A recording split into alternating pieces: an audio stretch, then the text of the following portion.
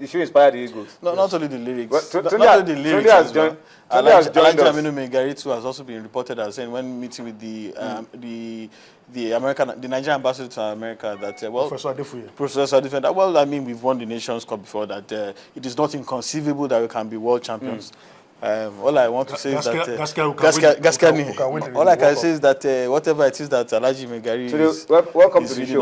Welcome to the show. Yeah, don't forget. I mean, our campaign for the Eagles, the World Cup campaign that we're running on Twitter. Don't forget the hashtag. Just to remind you once again, the hashtag is Soar Super Eagles. The Eagles to soar like eagles that they are. Soar Super Eagles. That's the hashtag for the 2014 World Cup. So please, as you communicate to us, as you talk to us via Twitter on the program tonight, don't forget to put that in everything that we'll be doing. But gentlemen, let's just look back. We're talking about Nigeria going on to win the World Cup, doing everything. That's it on your screen as you communicate to us. So Super Eagles, that's the message. Don't forget to make that what we'll be talking about. So the Eagles should soar like eagles, fly above all the opponents, above all those hurdles, and make us really proud. All right, let's talk about the reality on the ground now, gentlemen, going to the World Cup. Were you awake 11 p.m. Saturday night, don't you? Yes. Did you see the game, Nigeria-US? Yes, I saw the game. Your impression, very quickly. Well, Tony, there have been myriads of reaction to that game, but for me, I think it's better you fail a test than to fail the main exam, because it's just a friendly. Wow, that was the first one. Altidore. It was a friendly. I can't remember the last time he scored for the Americans. He hasn't scored in 2014. This is his first goals in 2014. And he scored 2 against even us at on one club night. level. Absolutely. He struggles for goals, but then it's been a handle for defenders. I mean, I remember I was responsible for the penalty that Chelsea conceded in the EPL. Not the bad striker, maybe his goal return has been poor, but on this night, he was able to find his range. Oh, yeah, Tunde. Well, Jose Altidore, I followed what was wrong. What was wrong with us on the night? Yeah, quickly about Altidore, I followed his career since Under 20 World Cup in 2007. He's a decent striker, yes, but unfortunately, he has struggled in the EPL. But that doesn't make him a bad striker. On the night, I just think that Keshi got his tactics wrong. He was well schooled. Look at this. He was well schooled by a master tactician, and he had no answer. Poor turning, poor anticipation by Joseph Yobo, and was cruelly exposed for this second goal as well. The defending for the first goal was bordered on criminal, in my own opinion. And I'm wondering whether these Eagles are really are they up to the task? They don't look as if they are ready for it. Maybe there's still caution in their play. That look, people, good players are dropping like flies out of the World Cup. Marco Reus, Frank Ribery, God knows who else, and what even Elderson Echejile, even closer home. What guarantees do I have that I will even make the World Cup? But this was the penalty by the face-saving penalty, some said, by Victor Moses. It was a Stonewall penalty. It was even better taken. But I'm just thinking that, well, Keshi's tactics on the day were wrong, and he had no response to it. Then also he tried out different combinations, different personnel to just have a look at them. And we should understand something. Some of these players would ordinarily never start for the Super Eagles. You don't expect Ishola maybe to start.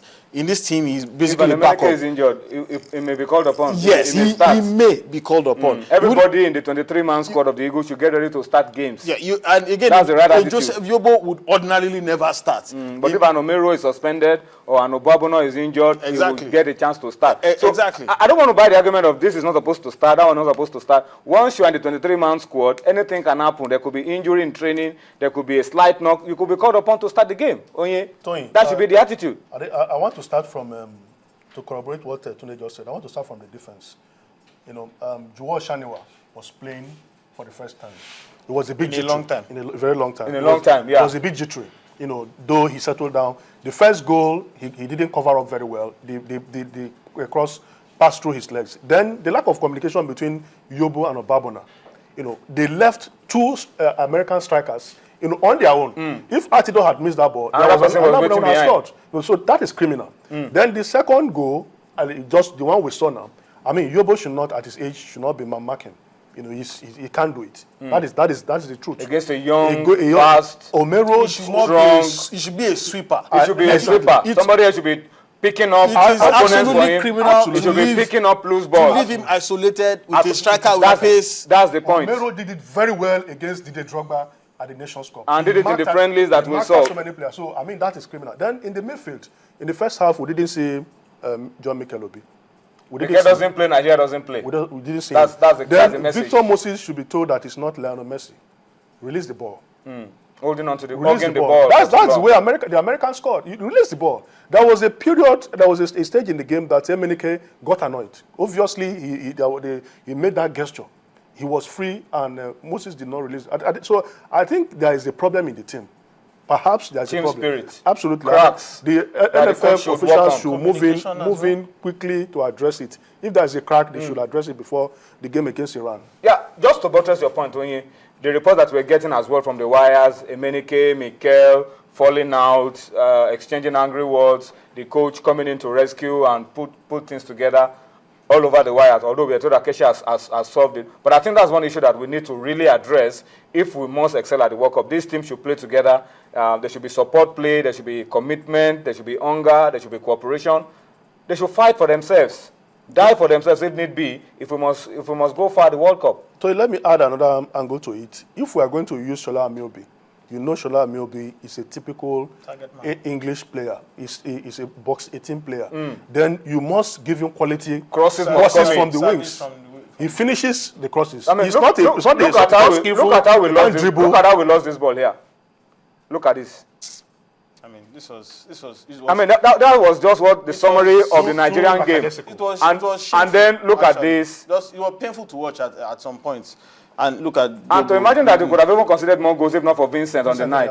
Yeah, but I mean, let's look at the positives. Thank God that this is happening in a friendly game, not at the World Cup itself. If this was our first game against Iran, then the World Cup is over for us. But we can pick a few positives from this that look. Well, the positives that someone mentioned to me today, and despite some might say we are clutching our straws, but it is true. The only 2 times that we got out of our group at the World Cup, we didn't have a good preparation. In 1994, we were beaten black and blue mercilessly by anyone and everyone. In 1998, we were also handed out beatings by everyone. We played in friendly matches. Yet, we topped our groups on both occasions and qualified for the second round. This our preparation before the last round of matches. Exactly. This our preparation might not have gone according to plan. Some have even argued that even maybe the quality of the teams that we played were a bit too strong. Maybe we should have played the likes of Tajikistan, Panama, or even Tahiti just to. But they will have covered up all these cracks. Yeah, they will have covered up the cracks. But what I think it is also instructive to learn that, like I always maintain, there is something to be learned from every friendly match. Even if you are playing a team of billy goats or professional footballers, there is always something to be learned. And I'm sure that Stephen Keshi has learned plenty regarding the competitive nature of his players, their ability to rise up to the occasion, whether they have a game plan B or C, and also whether there is true unity or unity of purpose in this team as well. So I'm just hoping that he has identified that and he will address it accordingly on the training pitch. All right, that's our hope, that the team will be leaving the United States for Brazil tomorrow, and they will be arriving in Brazil for the World Cup. So we wish them the best of luck. We hope the coach has called the boys together. The NFF have also looked in. Issues around appearance fees are sorted out so that once we are in Brazil, we know that we're there for business. Let's move away from the 2014 World Cup and talk about some other issues across the African continent that happened over the weekend. Let's talk about the women. The girls really made us proud over the weekend. I'm talking about the women's senior national team, the Super Falcons. They did Nigeria proud over the weekend, qualifying in style for the 2014 African Women Championship that will be taking place in Namibia. Let me just run through the results for you. That's the first one on your screen. Equatorial Guinea, the defending champions, are out. That's the shock of the week for me. Absolutely. They played 2-2 with Cote d'Ivoire and they crashed out on the away goals rule, 3-3. So the defending champions will not be there. That should be a major lift for the Falcons. South Africa and Comoros, there was no need for the second leg, I told you, because South Africa had already trashed Comoros 13-0 away from home in the first leg. So there was absolutely no need for Comoros to waste any money. They are still trying to develop football in that part of the world, and there was no point showing up. Tunisia lost 2-3 to Algeria. Algeria qualifying 5-3 on aggregate. Nigeria hammered Rwanda 8-0 in Kaduna. Everybody was on score sheet. Desire Paranozie, hat-trick.